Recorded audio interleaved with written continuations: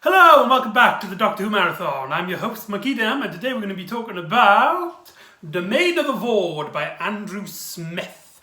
There's the CD cover by Big Finish, really cool. And like always, I've done a DVD cover, and this one I've actually designed myself, back and front. As you can see, the picture's a bit wonky, it's to the side a bit, because the only good photo I had like massive background on one side and it's had like a very thin stretch on the other, so the image is kind of to the side a bit, but it gets the job done, I guess. There you go, so that's the there you go. Now before I begin, I just want to say that Andrew Smith was a writer originally on the last season of Tom Baker's 4th season, where he wrote a story called Full Circle. And at the time, I believe he was the youngest Doctor Who writer ever. I believe he was 18 when he wrote it. Anyway, he wrote one story for the TV, and then he's done a massive amount for Big Finish. He's one of them biggest writers who's written so much for him. So this is, I believe, his first Doctor story. This is also the first story in the Early Adventure range. Now, we've already tackled Early Adventures, but this is the first story released, and it was probably, I believe, the first story to have William Russell and Carol Ford together. Actually, I don't know. The box set of the Lost stories may have come first, but this is the first time that this was like a regular thing, because the Companion Chronicles at this time had just finished. So there's a bit of background for this story. And obviously, we can't go on without saying that, yes, this has the return of the Voords. Now, for those of you who haven't been keeping up with the Doctor Who Marathon, the Voords are a villain from the Doctor Who story, The Keys of Marinus. Well, that's not really a story, it's more like a story arc. And they're in the first episode of that, which I believe was called The Sea of Acid. And the last episode of that, which was called The Keys of Marinus, which I remember, if I remember correctly. So this is the first time they've actually reappeared, if you don't count Keys of Marinus' final episode as a reappearance. And because of this story, this actually makes them the first chronological villains to return. Technically it's the Daleks, because the Daleks obviously had a sequel back in the 60s. However, in the timeline, that takes place after this story. So this is the first time the Doctor has fought the villain he's previously fought. The Voord, from the Keys of Marinus. For some reason, when Big Finish were coming up around this era, they were trying desperately to bring back the Voords as a classic cult villain. They also appeared in a 8th Doctor story, which, no, I will not be touching on, because those box sets are bloody expensive. So this 4-part story sees the Doctor and his crew land on the planet Hydra. Now, Hydra has one landmass on its planet, and it has been taken over by the Voord, and the Hydrian people, they've been scattered on ships around the planet, and they're trying to get their planet back. And whilst this happens, the Doctor gets stuck on one ship with Barbara, and Ian and Susan get stuck on another ship. And what this happens then is that Ian and Susan watch the other ship sink. So this story mainly focuses on Ian and Susan. Now, this concept is something I really thought they should have done more often in Big Finish. Obviously, William Russell, who plays Ian, and Carol Ford, who plays Susan, are still alive, and they are the two returning actors from the classic era to reprise their roles. So I'm surprised they haven't done a lot of these stories where it's focused on them two, and more importantly, their relationship with each other, than stories with Barbara and the Doctor. Because this is a very, very well written story, and it's very unique and it's very interesting, because we rarely see a side of this, because now what's happened is that Susan and Ian are trapped on this planet. This story actually takes place of the span, I believe, is 3 months. They're stuck on the planet for 3 months. Or maybe it's just a month, I can't remember. I know, I just listened to it. Duh.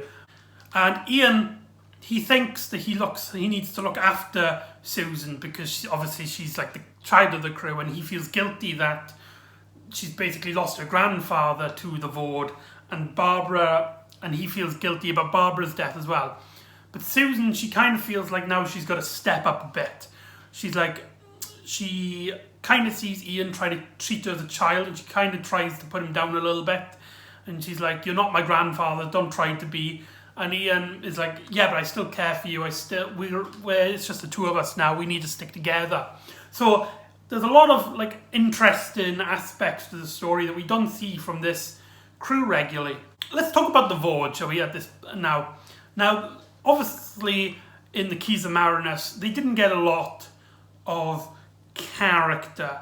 In the Seas of Acid, they were sort of just like this mysterious, silent figures who would just assassinate you for like no reason as we know it, which I think was well written in that story. If you remember, I like the mystery, the almost cult feeling that they have. And then in the Keys of Marinus, the last episode, they were basically written like completely different characters. They were a bit silly, they talked a lot, and there was this whole like almost goofy thing about them. And Big Finish decide that when they bring in these cult classic villains again back, they're gonna try and rewrite them again. Here there may as well have been a different villain. I don't know why they made this a Voord story. In this story, it's explained, a lot about the Voord culture has been explained away, which I do think hurts a bit of the mystery I liked about them originally. But that's more my hopes that were never going to be fulfilled. I mean, if you're going to keep bringing back a certain villain, you're going to have to explain a little bit about him. Oh well. So here, it's like they are a full-on like converting cult. The Voord are not a race. They are a group of people who they wear these masks that kind of convert you into a Voord, and they can sense that if you want to actually be a part of the Voord, or if you're just doing it so you can get out. And if you are one of those people, then you die. But if you actually do want to become a Voord, it kind of like sticks to your body, and you can't remove it without serious permanent disfigurements. And that I thought was really cool. It added a bit more of the cult element that I liked with them originally. And there's also this whole thing about them being slightly telepathic, and they can have like a mind phone, as I'm going to call it, where they can communicate to Voords closer by.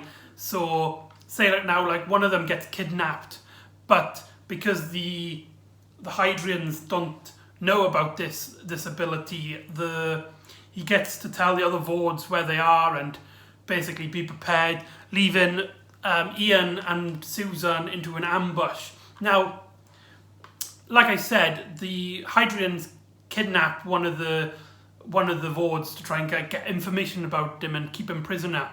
And there are two scenes one in which Ian confronts him and one where Susan confronts him. And both these scenes are really interesting. The first one with Ian, you can see it's sort of like a World War II British service versus a Nazi in like a detention ward kind of situation, and I really liked that. Ian basically explains that he's met the Voord before and he's defeated them. So he can defeat you easily. And the Voord originally isn't speaking. He keeps silent to himself, but then he does talk a bit, and he's like, "We will destroy you easy. Soon you will become Voord." So that was really cool. But then Ian leaves, and then Susan comes in, and she asks if the Voord's okay and if he's been treated alright. Because even though the Voords are the baddies, she doesn't want to see any bad from any of any harm given to him. So Susan is a lot more sympathetic, and the Voord is like, why are you being so nice and kind? We killed your grandfather. And Susan is like, I know, but I don't want to see anybody being tortured. Even though you are the villains, you put a war onto these people, and it's basically your fault. And they have like a lot of philosophy discussions about war, and I thought that was very well handled. And I also like the scene after in which Ian finds out that Susan's been talking to him, and he kind of shouts at her like a father would shout at his daughter if she done something wrong. And then this is where we get Susan is like, you're not my grandfather, and stop trying to be, basically. So a lot of conflict in this story, very well handled. And then later on, when they go to the continent, the big island, the Voord are ready waiting for them, and they get captured prisoner. And then it's here that the Voord that was kidnapped tells Susan about the whole Voord process and how you become Voord and stuff. Whilst Ian and a few of the Hydrons, they're in like a slave detention ward.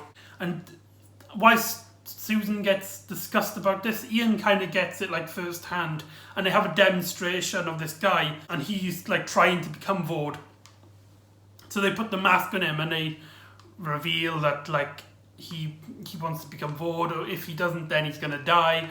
Blah blah blah. So it does show the Voord's lifestyle slowly and gradually throughout the story. So it keeps the nice pace rather than them just dumping the information in one scene and then just leaving us audience to it. So very well handled. Andrew Smith did a pretty good job here. In episode 3, Barbara comes back for a short bit as Susan is also then kept prisoner in a place, and she sees an old man who she thinks is the doctor, and it's a brilliant scene where this guy then looks up and he's got like scars all over his face, and she is in shock.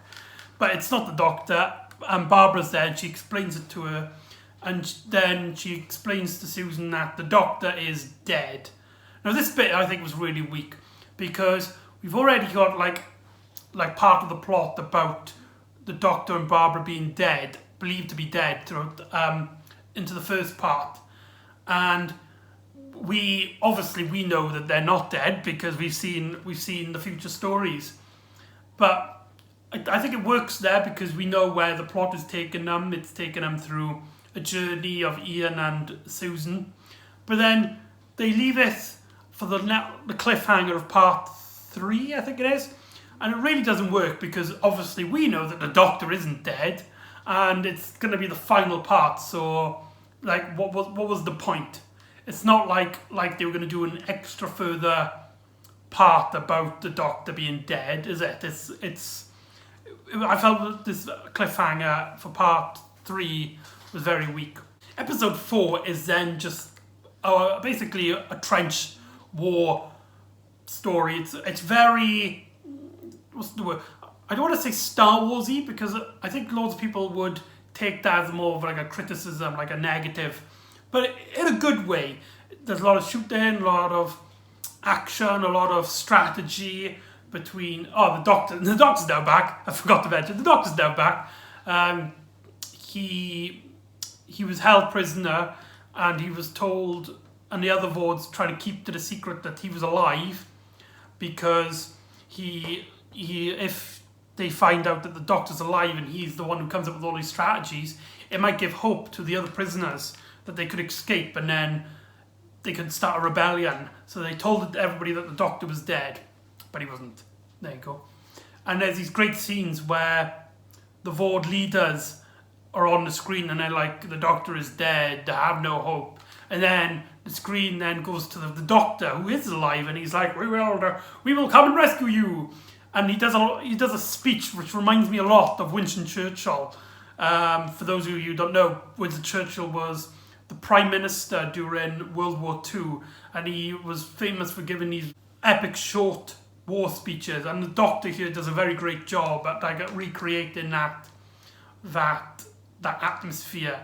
This bit is where he's voiced by William Russell. It is here that I fell in love with William Russell's version of the Doctor. It's still not